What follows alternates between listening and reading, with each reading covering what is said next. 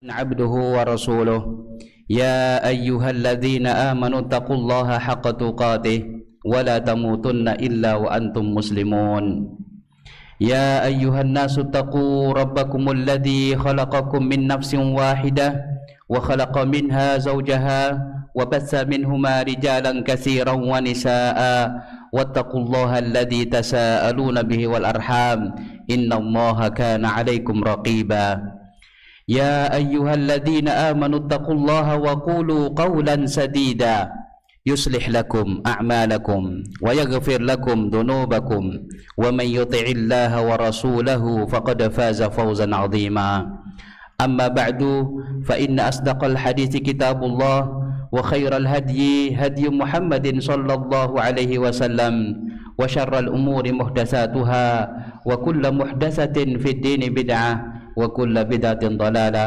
وكل ضلالة في النار. Para jamaah sekalian, alhamdulillah di pagi hari ini Allah Subhanahu wa taala telah mempertemukan kita kembali di majelis ini dalam rangka mempelajari bersama hadis-hadis yang telah ditulis oleh Imam An-Nawawi rahimahullahu taala di dalam kitab Riyadhus Shalihin, dan kita sampai pada babul wara' wa tarki syubhat. Bab ini menjelaskan tentang al-wara', kemudian juga meninggalkan perkara yang masih samar-samar, dan kita sampai pada hadis yang ke-592 akan dibacakan oleh qari'una. Tafadhal, barakallahu fiik.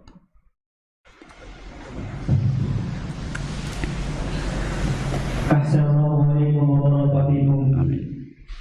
Bismillahirrahmanirrahim. Alhamdulillahi rabbil alamin wassalatu wassalamu ala asyrafil anbiya'i wal mursalin wa ala alihi wa sahbihi ajma'in. Amma ba'd. Allahumma ighfir li shaykhina wa li walidayhi wa li jami'il hadirin. Amin. Wa an Abi Sirwa'ata وعن أبي سرعة بكسر السين محملا وفتحها أقبل بن الحارث رضي الله عنه أنه تزوج ابنة لأبي هارث ابن عزيز فأتته امرأة فقالت إني قد أرضعت عقبته والتي قد تزوج بها فقال لها عقبة ما أعلم أنك أرضعت annaki na'am annaki anti na'am assalamualaikum baik ma'alamu annaki arda'tini wa la akhbartini farakiba ila rasulillahi sallallahu alaihi wasallam di Madinah fasalahu faqala rasulullah sallallahu alaihi wasallam kaif وقنتين ففارقها عقبة ونكحت زوجا غيره رواه البخاري. Baik. Hadis yang ke-592 ini diriwayatkan, dan kisah ini kisah sebenarnya yang mengalaminya adalah Abu Sirwa'ah sendiri atau Uqbah ibnul Harits sendiri. Namun kisah ini marfu artinya disampaikan kepada Rasulullah sallallahu alaihi wasallam, sehingga di situ ada hukum yang mana hukum tersebut disampaikan oleh Rasulullah SAW karena sebab kisah yang terjadi pada Abu Sirwa'ah. Di sini Abu Sirwa'ah yaitu Uqbah ibnul Harits. Beliau ini salah seorang sahabatnya Rasulullah SAW dari bangsa Quraisy ataupun kabilah Quraisy. Beliau masuk Islam Yaumal Fathi, ketika Rasulullah SAW membuka kota Mekah. Kemudian beliau dalam meriwayatkan hadis, beliau hanya meriwayatkan hadis ini saja. Berarti beliau ini minal mukillin, termasuk di antara para sahabat yang sedikit di dalam meriwayatkan hadisnya. Nah, ternyata kisahnya beliau itu menikah dengan seorang wanita. Wanita ini putra daripada atau putri daripada Abu Ihab Ibnu Aziz. Sudah menikah, sudah berjalan lama. Ternyata datang seorang perempuan, dalam satu riwayat aswad, perempuan yang warna kulitnya hitam. Faqalat, wanita itu mengatakan, mengabarkan kepada Abu Sirwa'ah atau kepada Uqbah ibnul Haris, inni qad arda'tu Uqbata wallati qad tazawwaja biha. Sesungguhnya aku dulu pernah menyusui Uqbah dan juga istrinya. Bilangnya seperti itu. Subhanallah, tidak tahu ternyata saudara sesusuan. Dan tidak boleh ya ikhwan menikahi saudari sesusuan. Nah, karena ar-radha'atu tuhrim, susuan itu ya menjadikan seseorang itu menjadi mahram, sebagaimana mahramnya nasab. Nah, sudah disampaikan seperti itu, akhirnya lihat Uqbah ini salah seorang sahabat Rasulullah, begitu semangatnya beliau dalam talabul ilm, di dalam menuntut ilmu, ingin tahu sebenarnya hukumnya seperti apa. Beliau tinggalnya di Mekah. Akhirnya apa yang beliau lakukan? Beliau berangkat ke Madinah, mengendarai tunggangannya, langsung berangkat ke Madinah, ingin menemui Rasulullah SAW, ingin tahu kepastian jawabannya seperti apa. Nah, waktu itu ketika dikabarkan oleh seorang wanita itu, Uqbah mengatakan, ma a'lamu annaki arda'tini wala akhbartini. Saya tidak tahu, dulu saya tidak tahu kalau engkau pernah menyusuiku dan juga menyusui istriku, dan kamu pun tidak ngabarkan waktu pernikahan dulu. Seperti itu. Farakiba ila Rasulillah SAW bil Madinah, langsung berangkat ke Madinah, naik tunggangannya. Ketika sudah sampai di kota Madinah dan ketemu Rasulullah SAW, disampaikan hal itu. Nah, jawaban Rasulullah SAW apa? Kaifa wa qad qila. Bagaimana? Wong sudah dikatakan seperti itu, sudah disampaikan oleh seorang wanita, dia sudah mengaku, artinya mengaku pernah menyusui dia dan sudah dan juga istri dia, istri Uqbah. Nah, lah di sini dalam keadaan seperti ini ada syubhat. Ya, perkara yang samar di sini. Apakah tidak mungkin seorang wanita itu cuma mengaku-ngaku saja? Bisa jadi mengaku-ngaku saja, bisa jadi, tapi kan untuk apa juga ngaku-ngaku seperti itu? Nah, di sini ada syubhat, makanya Rasulullah SAW mengatakan wa kaifa wa qad qila. Bagaimana mungkin kami bisa istilahnya menolak pengakuan tersebut, wa qad qila, dan sudah disampaikan, ya sudah, berarti hukumnya harus dipisah. Nah, ini tarku syubhat, meninggalkan ya perkara yang samar-samar. Nah, dikhawatirkan zina terus wong haram, wong gimana? Nah, wong itu mahram. Nah, akhirnya fafaraqaha Uqbah pun akhirnya ya menceraikan ataupun meninggalkan istrinya, wa nakahat zaujan ghairah. Akhirnya dia pun menikahi yang lainnya. Tapi di sini bukan cerai ya, ini fasakh, ini sudah. Karena apa? Karena dia itu mahram, seperti itu. Akhirnya udah dipisahkan oleh Rasulullah SAW, tinggal sama Uqbah dijelaskan kepada istrinya. Akhirnya istrinya pun menikah dengan seorang laki-laki yang lain. Nah, hadis ini diriwayatkan oleh Imam Bukhari. Coba kalau kita lihat di sini ada ibrah, ada satu pelajaran, yaitu meninggalkan perkara yang samar-samar. Dikhawatirkan kita ini jatuh pada perkara yang diharamkan oleh Allah Subhanahu wa ta'ala. Tapi pengakuan daripada wanita tersebut itu yang dipilih oleh Rasulullah SAW, kemudian juga menjauhi perkara yang syubhat. Sedangkan Rasulullah SAW sendiri yang menganjurkan kita untuk meninggalkan hal-hal yang samar.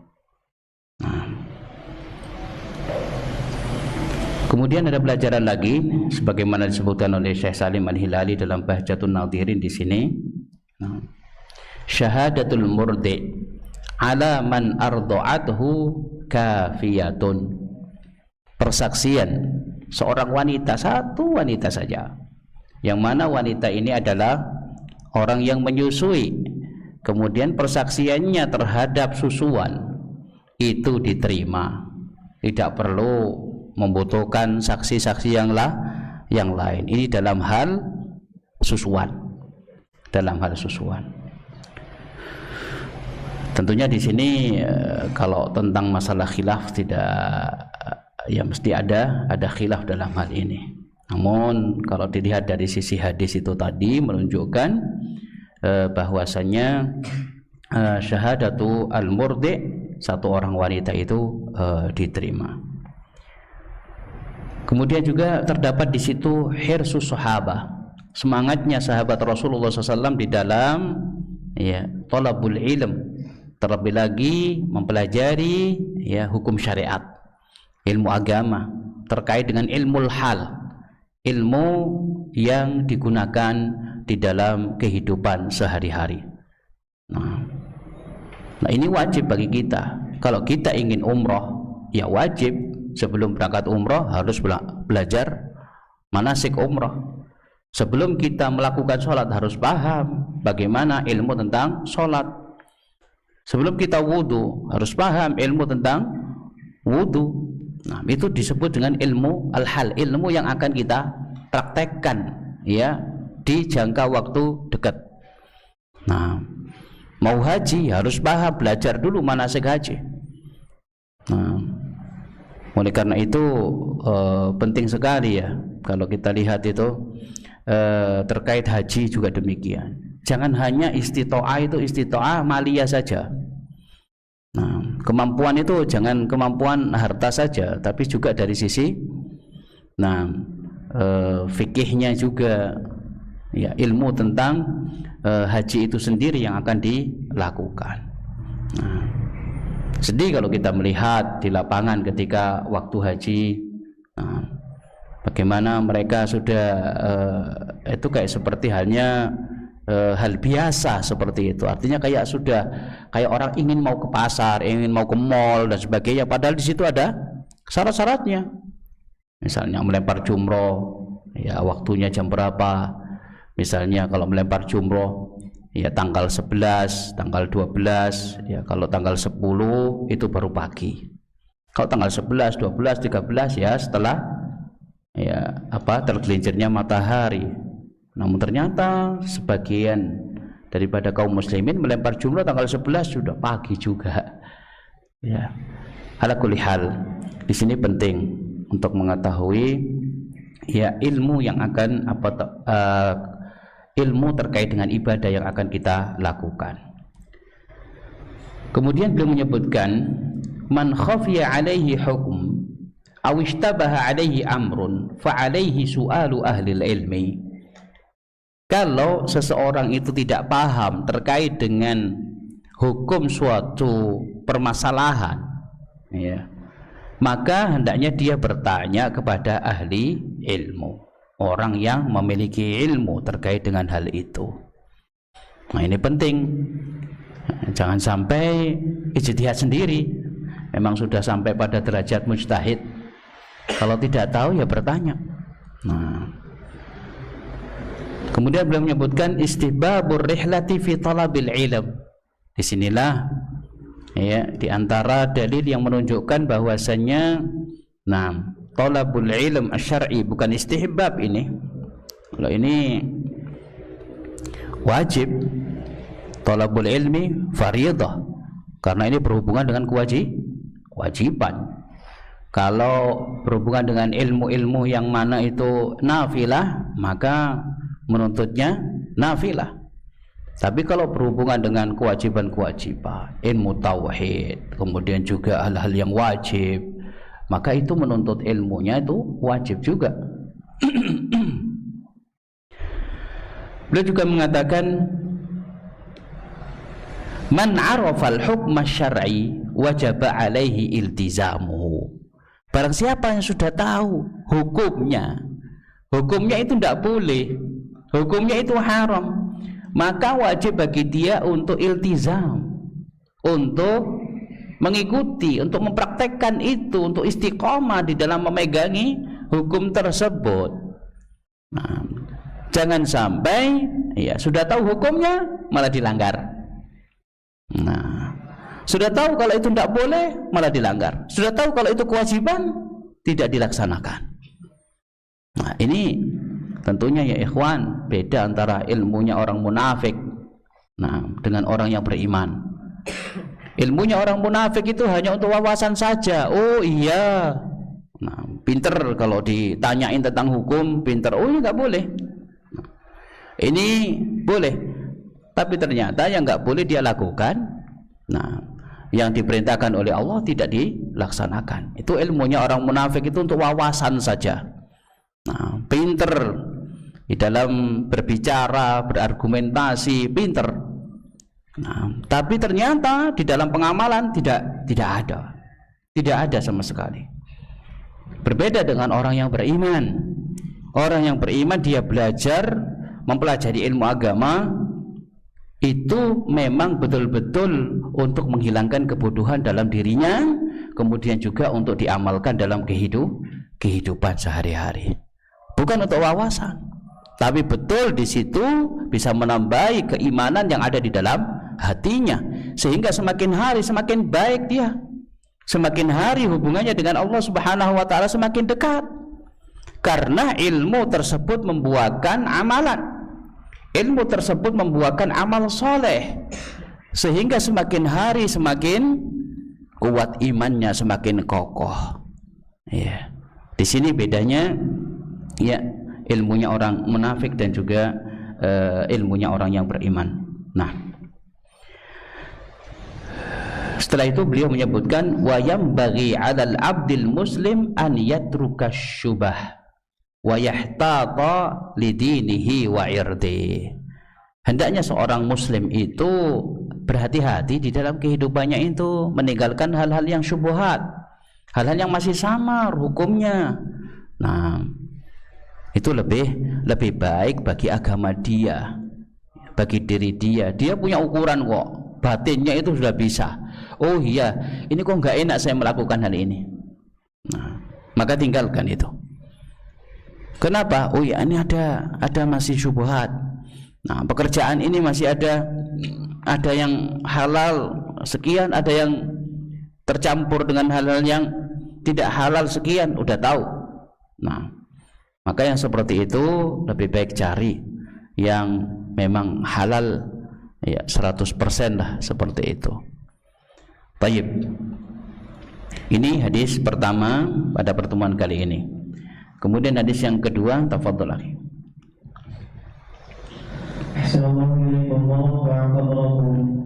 ثم قال المصنف رحمه الله تعالى وعن الحسن بن علي رضي الله عنهما قال حفظت من رسول الله صلى الله عليه وسلم دع ما يريبك إلى ما لا يريبك رواه الترمذي وقال حديث حسن صحيح. Baik, barakallahu fiik. Hadis ini diriwayatkan oleh Al Hasan ibnu Ali radhiyallahu anhuma. Nah, yang meriwayatkan siapa? Cucunya Rasulullah sallallahu alaihi wasallam. Nah, di sini kalau kita lihat nasabnya Al-Hasan ibnu Ali. Nah, Al-Hasan ibnu Ali kemudian putra daripada Abdul Muttalib. Ali bin Abi Thalib. Abi Thalib ini pamannya Rasulullah SAW. Nah, Abu Thalib ini saudara daripada bapaknya Rasulullah SAW, yaitu Abdullah. Kemudian kakek daripada Ali bin Abi Thalib adalah Abdul Muttalib. Nah, jadi kalau kita lihat ini cucu Ahlul Bait ya, Ahlul Bait keluarga Rasulullah SAW, cucu Rasulullah SAW, waraihanatihi, kesayangannya Rasulullah SAW, Al-Hasan ibnu Ali. Nah, cucunya beliau Hasan dan Husain. Nah, yang meriwayatkan hadis ini adalah Hasan. Nah, kemudian diantara manaqib daripada Al-Hasan ibnu Ali, yang pertama banyak ya, manaqibnya banyak sekali. Kita sebutkan sebagian saja. Yang pertama, nama Al-Hasan ini adalah pemberian dari Rasulullah Sallallahu Alaihi Wasallam. Jadi yang menamai Al-Hasan ini kakeknya, yaitu Rasulullah Sallallahu Alaihi Wasallam. Awalnya namanya bukan Hasan, awalnya itu namanya Harb. Ya. Pada suatu hari ketika Fatimah melahirkan Hasan, Rasulullah SAW mendatangi Ali bin Abi Thalib, mendatangi keluarganya juga. Rasulullah mengatakan, aruni ibni, katanya, mana, datangkan anakku, mana, yang mana nih, gitu, maksudnya cucunya, cucu beliau. Masa maitumuhu, kamu beri nama siapa? Kata Ali bin Abi Thalib mengatakan, qultu Harbun, Harb. Oh, Harb ini perang terus ya. Harb, itu kan. Nah, qala, Rasulullah mengatakan, bal huwa Hasan. Tidak, saya namai Hasan. Dia Hasan, itu lebih bagus, Hasan. Nah, hadis ini diriwayatkan oleh Imam Ahmad dan juga Imam At-Tabarani rahimahumallahu taala. Nah, ini memiliki keistimewaan luar biasa, yang ngasih nama itu Rasulullah Sallallahu Alaihi Wasallam. Nah, di sini ikhwati fillah, nah, ketika kita memberikan nama itu di sana ada kaidah-kaidah. Jangan sampai nama itu juga tersirat maknanya itu tazkiyatun nufus, ataupun tazkiyah, ataupun istilahnya seperti hanya ingin mensucikan dirinya. Isinya itu menyanjung lah, isinya itu pujian terhadap orang tersebut. Misalnya nama yang di situ termasuk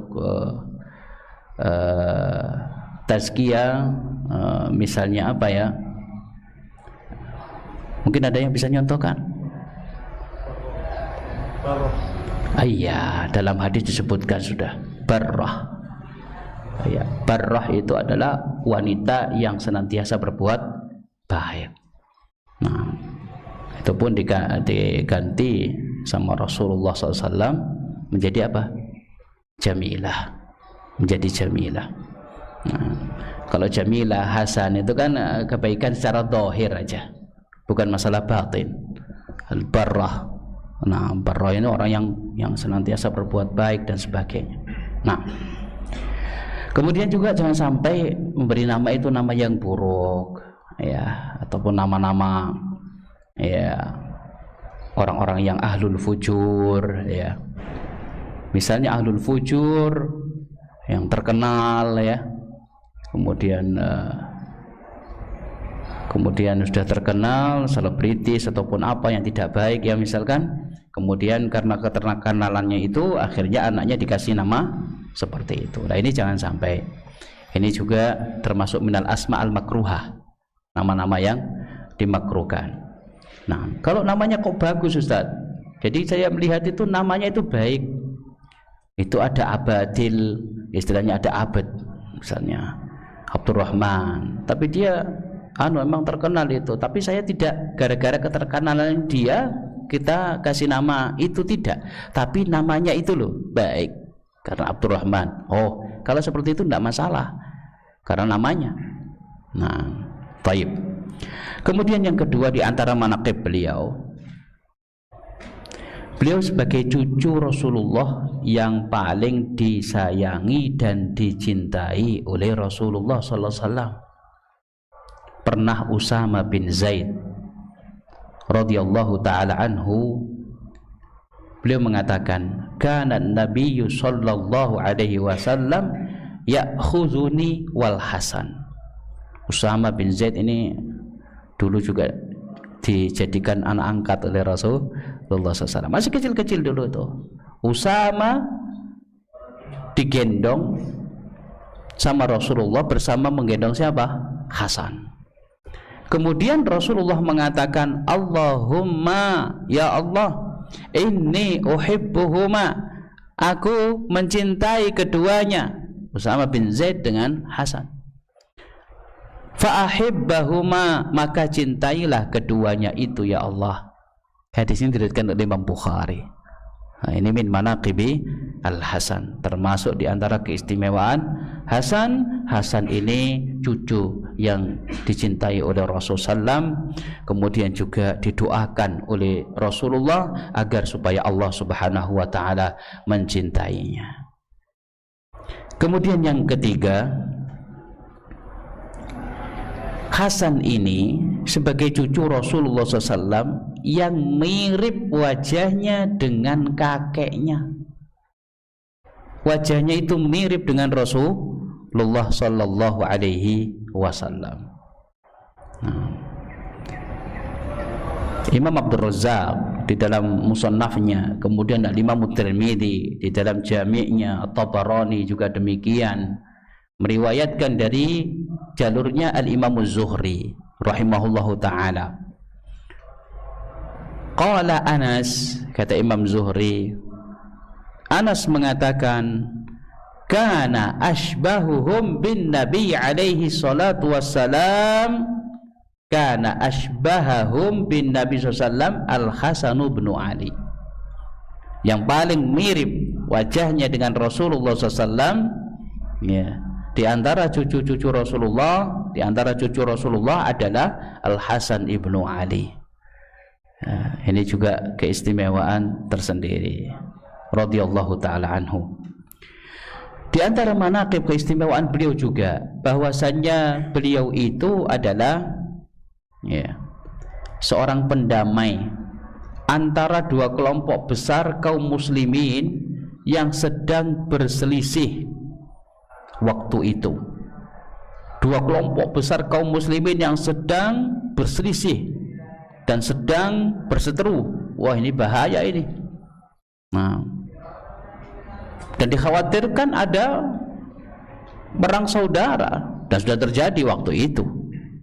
Nah, setelah Ali bin Abi Thalib radhiyallahu taala anhu, bapaknya Hasan, ya, meninggal dunia dikarenakan dibunuh oleh siapa ya ikhwan? Abdurrahman ibnul Muljam. Barakallahu fiik. Ibnu Muljam. Nah, ini dia tokoh Khawarij, Abdurrahman ini. Waktu itu Ali bin Abi Thalib sholat subuh. Nah, ketika sholat subuh, kemudian ketika mau bangkit dari sujudnya, ya, dipukul dengan pedang kepala beliau. Pedang yang mana mutla ataupun dilumuri dengan racun, pedang tersebut. Nah, setelah itu Ali bin Abi Thalib tidak seketika itu meninggal dunia. 3 hari kemudian beliau meninggal dunia karena sebab bacokan pedang itu tadi, sabetan pedang itu tadi. Nah, akhirnya diangkatlah, dibaiatlah siapa? Hasan ibnu Ali ini. Dan Hasan ibnu Ali ini, ya, beliau akhirnya apa yang beliau lakukan? Menangkap Abdurrahman ibnu Muljam. Dia mengatakan Muljam, dia mengatakan Muljim, ditangkap kemudian dikisos, dibunuh. Siapa? Abdurrahman bin Muljim tadi. Nah, ketika Hasan ibnu Ali menjadi khalifah, beliau di waktu itu ada dua kelompok besar kaum muslimin yang sedang berselisih. Kelompoknya yang mendukung Ali bin Abi Thalib dengan kelompoknya Muawiyah bin Abi Sufyan. Yang mana Muawiyah bin Abi Sufyan waktu itu beliau ketika Ali bin Abi Thalib menjadi khalifah, beliau ingin agar supaya mengusut orang yang membunuh siapa? Utsman bin Affan. Namun Ali bin Abi Thalib ada prioritas yang beliau ingin kerjakan terlebih dahulu. Tapi di sini terjadilah suatu perselisihan. Nah, ketika Al-Hasan ibnu Ali menjadi khalifah, supaya tidak terjadi tumpah darah antara dua kelompok besar kaum muslimin ini, akhirnya beliau tanazul.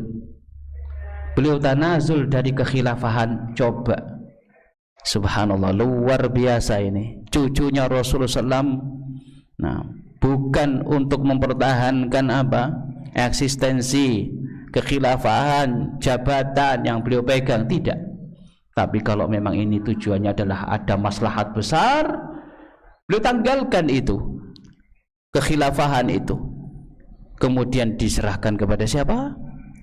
Nah, Muawiyah bin Abi Sufyan. Disitulah disebut dengan Amul Jamaah.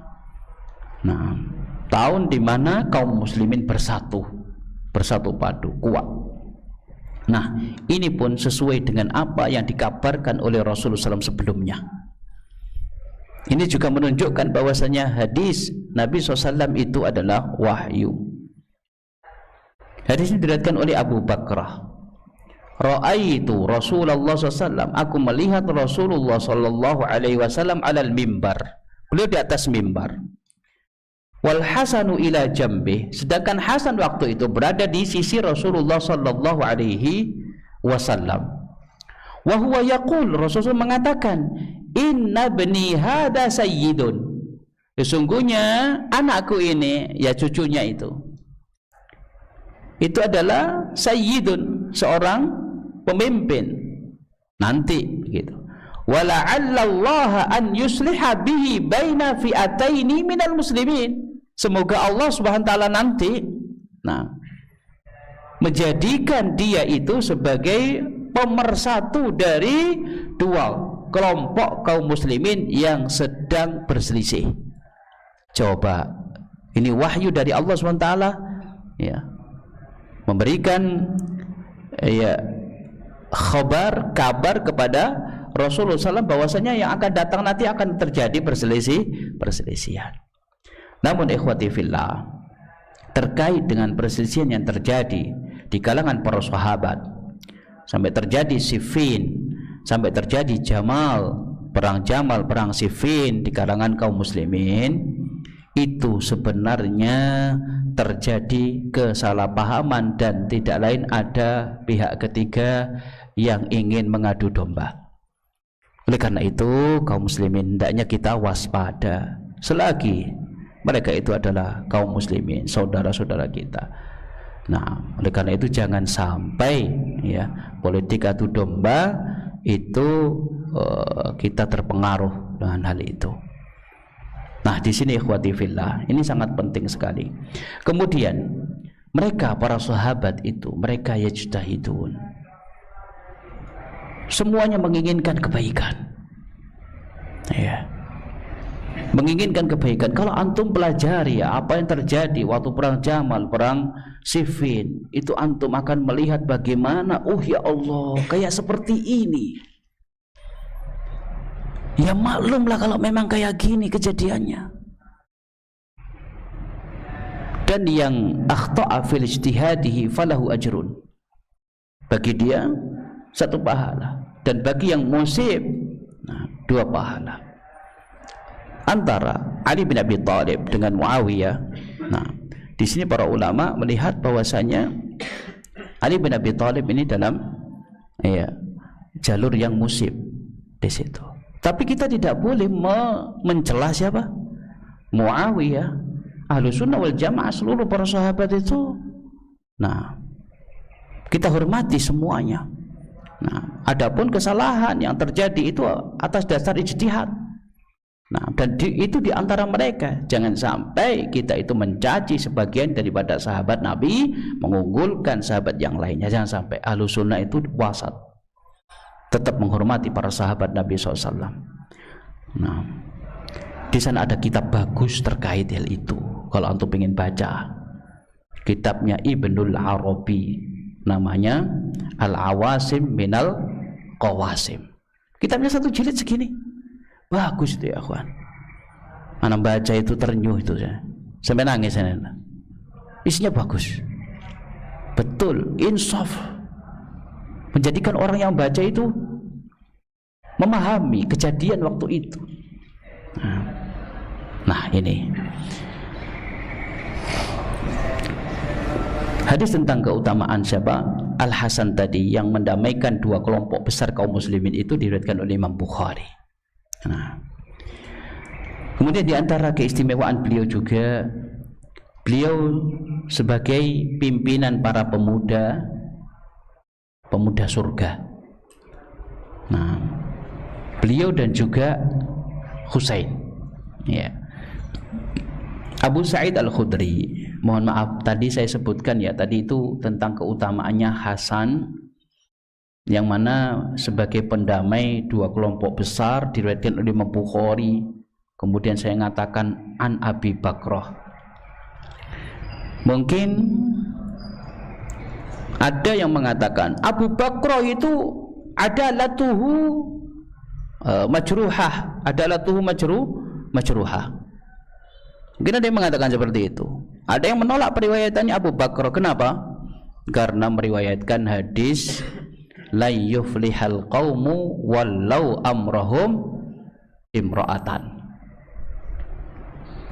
Ya, hadis itu hadis yang menjelaskan tidak bakal beruntung ya, orang yang menjadikan seorang wanita itu sebagai pemimpin. Ya, di antara pihak-pihak yang tidak senang, tidak suka dengan hadis ini, meskipun ini sahih, nah, maka di situ yang dibahas adalah Abu Bakrah. Kenapa? Katanya Abu Bakrah ini, dia itu pada masa Khalifah Umar, dia itu dicambuk 180 kali cambukan. Kenapa? Karena menuduh zina, menuduh seseorang berzina. Nah, kalau dia dicambuk berarti dihukum cambuk oleh Umar, berarti ada latuhu majruha. Dari sisi agamanya nggak bagus berarti itu, makanya tidak diterima. Nah, periwayatannya. Nah, ini bagaimana? Nah, ini sudah dijawab oleh para ulama, sudah dibahas. Abu Bakrah itu sahabat Nabi. Nah, dia adalah adil, agamanya bagus. Adapun kejadian bersama Umar Ibnul Khattab waktu itu, karena apa? Karena Abu Bakrah tidak bisa mendatangkan 4 saksi dalam masalah zina. Tapi masalahnya beliau itu bukanlah orang yang suka menuduh orang lain. Menuduh orang lain zina sedangkan orang itu tidak zina, ini fitnaan. Kalau itu berangkatnya dari fitnaan, nah, maka ini tentunya ini orang tidak baik, periwayatannya tidak bisa diterima. Tapi masalahnya beliau tahu sendiri, perzinaan itu tahu sendiri. Makanya beliau mengangkat hal ini, dilaporkan pada Umar. Namun beliau suruh mendatangkan saksi 4 orang, tak bisa beliau. Cuma beliau saja. Tentunya secara syariat kalau orang mengatakan seperti itu kemudian tidak bisa mendatangkan saksi, maka yang berlaku adalah al-qadhf. Nah, dicambuk. Dan ternyata betul dicambuk. Tapi beliau sungguh, beliau lihat sendiri. Nah, tentunya yang seperti ini tidak mempengaruhi ya adalah ya baiknya agamanya siapa? Abu Bakrah. Tidak mempengaruhi periwayatan beliau juga. Di sini ikhwati fillah bisa dipahami ya insyaallah ya. Nah, ini yang biasanya digaung-gaungkan di suatu kelompok ya Mu'tazilah, nah atau liberal seperti itu. Nah, baik. Kemudian di antara manaqib Al-Hasan juga beliau sebagai pemimpin para pemuda di surga nanti. Rasulullah SAW mengatakan Al-Hasan wal Husain sayyida syababi ahlil jannah. Hasan dan Husain itu adalah pemimpin pemuda-pemuda yang ada di surga. Nah, di sini Al-Imam At-Tibi beliau mengatakan yumkinu an yurada huma al-ana sayyida syababihim min ahlil jannah min syababi hadha zaman. Mungkin maksudnya itu beliau itu jadi pemimpin pemuda yang ada di surga itu pemuda siapa? Pemuda-pemuda zaman sekarang ini yang masuk surga nanti dipimpin oleh siapa nanti? Jadi pemimpin siapa? Al-Hasan dan Husain nanti itu. Nah, kenapa ya ikhwan? Kenapa kok harus pemuda zaman ini begitu? Kenapa? Karena ahlu al-jannah, ya, penduduk surga itu semuanya itu muda, nggak ada yang tua. Ya kan repot, di sana ada para rasul, iya kan? Di sana juga, ya, ada khulafaur rasyidin, iya kan? Apakah Hasan dan Husain jadi pemimpinnya para rasul, para nabi? Wong mereka juga muda juga. Itu. Akhirnya At-Tibi mengatakan, ya, dikontekstualkan, yaitu maksudnya pemuda-pemuda zaman sekarang. Kalau pemuda-pemuda zaman sekarang, nah mereka masuk surga, maka nanti menjadi pengikutnya siapa? Al-Hasan dan Husain. Nah, adapun Al-Mubarakfuri di dalam kitabnya Tuhfatul Ahwadi beliau mengatakan annahuma sayyida ahlil jannah siwal anbiya wal khulafa ar-rasyidin. Keduanya itu menjadi pemimpin pemuda surga selain para nabi dan para khulafa ar-rasyidin. Wa dzalika li anna ahlal jannah kulluhum fi sinnin wahid wa huwa syabab. Nah, karena penduduk surga itu semuanya itu muda. Yang tua pun masuk surga jadi muda. Ini luar biasa. Nah, apakah bisa diartikan bahwasanya menjadi pemuda pemimpin pemuda surga itu yaitu pemuda-pemuda yang meninggal dunia di waktu muda kemudian masuk surga? Nah, mungkin qaid atau ikatan yang seperti ini mungkin lebih bisa untuk diterima secara rasional gitu. Tapi wallahu alam, ya, ini saya menukil aja pendapatnya para ulama terkait dengan hal itu. Walaisa fihim syaikhun wala kahlun. Makanya Rasulullah SAW mengatakan ada seorang nenek-nenek itu kan. Nah, beliau mengatakan tidak ada, ya, di surga itu nenek-nenek. Dia pun nangis gitu. Nah, ternyata Rasulullah ingin mizah, ingin gurau saja. Akhirnya dicari nenek itu tadi, disampaikan. Iya, seorang nenek itu kalau masuk surga nanti juga akan jadi muda. Akhirnya dia pun tenang. Kemudian ikhwati fillah, hadis yang diriwayatkan oleh Al-Hasan ibnu Ali. Ini ada sababu sababu riwayah kalau kita sebutkan di sini. Ini min tariqi Syu'bah atau min turuq an Syu'bah an Buraid ibni Abi Maryam an Abi Darda As-Sa'di. Abu Darda di sini mengatakan, qultu lil Hasan, aku menyampaikan kepada Hasan ibnu Ali, ma hafidta min Rasulillah, apa yang kamu hafalkan, yang kamu ingat dari Rasulullah SAW? Qala, maka Al-Hasan mengatakan, azkuru hadisan tawilan fihi al-qunut wa hadza qit'atun minhu. Aku sebutkan hadis yang panjang ya. Di situ ada juga terkait dengan kunut, kemudian juga ada sebagian yang beliau sebutkan ini. Apa? Da ma yaribuka ila ma la yaribuk. Tinggalkan perkara yang engkau ragu-ragu ya di dalam melakukan perkara itu, kemudian lakukan perkara yang kamu tidak ragu-ragu. Tinggalkan keraguan, lakukan yang yakin dan tidak ragu di dalam melakukannya. Di sini ikhwati fillah, saya sampaikan bahwasanya keraguan itu ada keraguan di dalam ibadah, ada keraguan di dalam muamalah. Keraguan di dalam ibadah itu seperti apa? Misalnya seseorang mau sholat, ternyata dia ragu apakah tadi dia sudah wudhu atau belum. Nah, maka di sini tinggalkan keraguan. Tinggalkan keraguan yaitu dengan melakukan wudhu.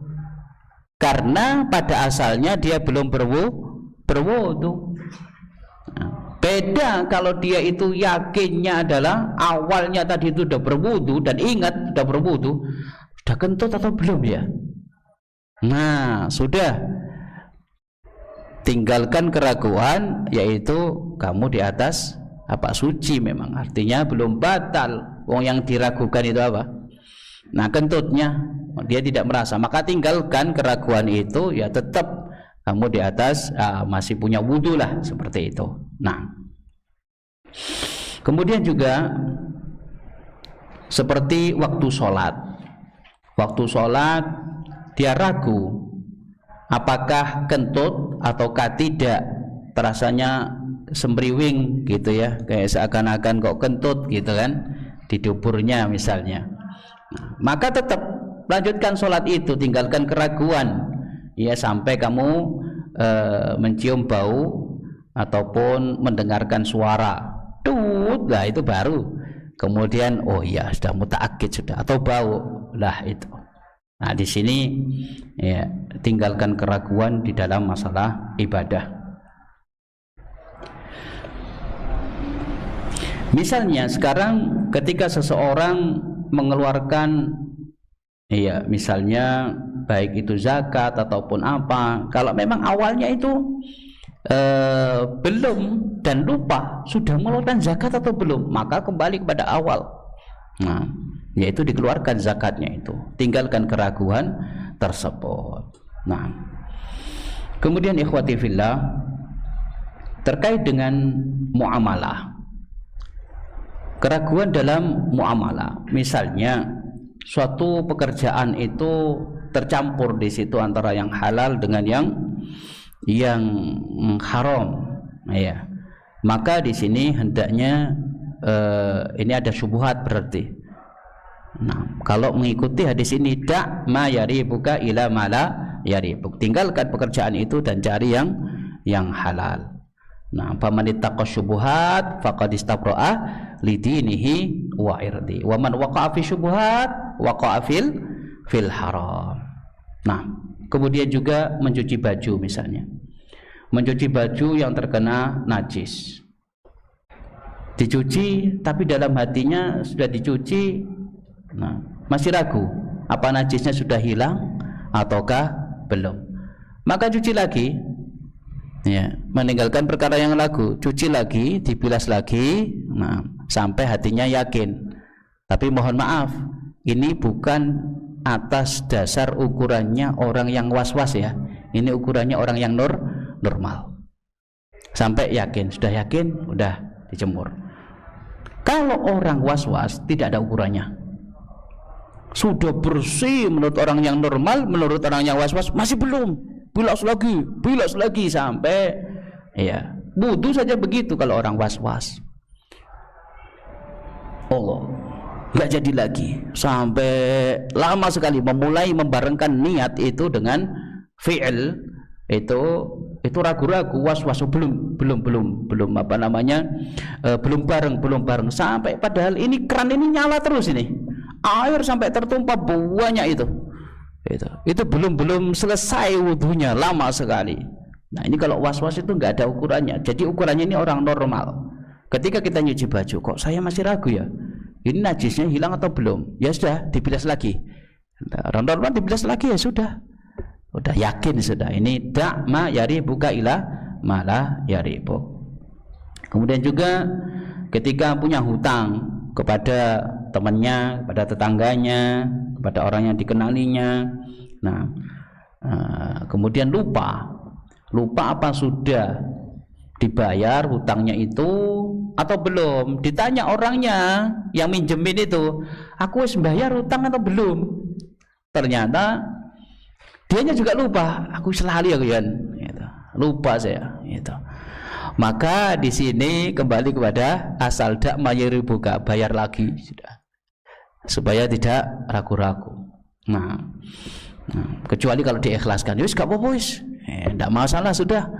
Itu seperti itu, maka ini enggak masalah. Ini terkait dengan contoh-contoh daripada meninggalkan keraguan, melakukan ya hal-hal yang tidak ada keraguan di dalamnya, baik dalam masalah ibadah ataupun dalam masalah muamalah.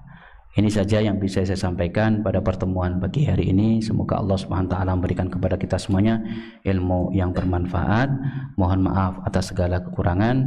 Kita tutup dengan doa kafaratul majelis. Subhanakallahumma bihamdika asyhadu an la ilaha illa anta astaghfiruka wa atubu ilaik. Assalamualaikum warahmatullahi wabarakatuh.